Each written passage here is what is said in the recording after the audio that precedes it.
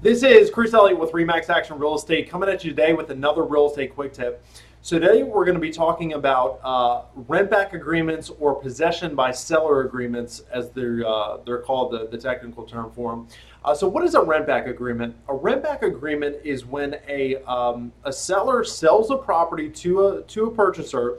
That purchaser closes on the property and legally takes ownership of that property, but that the seller stays in that property for a certain amount of time after the closing and essentially becomes a tenant of the property, and a lot of times, most times, actually pays rent to the purchaser to stay in the property.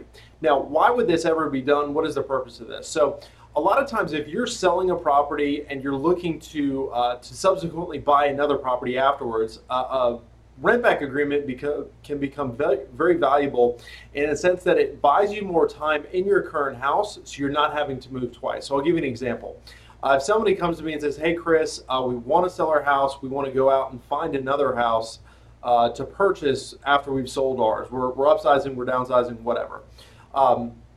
Whenever they get a contractor or a prospective buyer comes to the table, I'm going to try to negotiate that out for them, a rent-back period of a certain amount of time, 30 days, 60 days, so that once they get their house under contract, it buys them a little bit more time for them to go out and shop for their home.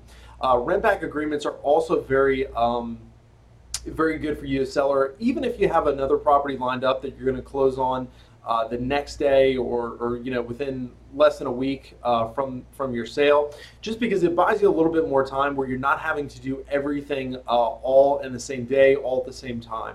I would say that the majority of the stress that I see in my clients that are buying and selling comes from the fact that if they haven't taken the advice and done a rent-back agreement, they are basically trying to do everything in one day or everything within 2 days of each other, and that can be a very stressful event because, God forbid, something gets pushed back on your sale, then it's affecting your purchase, and you essentially can wind up homeless for a little bit of time, and there's just a lot going on. So a lot of times it's just better to go ahead, close on that property, rent the property back. You're going to pay a couple bucks to rent your property back, but it just buys you a little bit of extra time where you're not trying to cram everything into 24, 48 hours. So that was a rent-back agreement explained. I look forward to seeing you guys on the next one.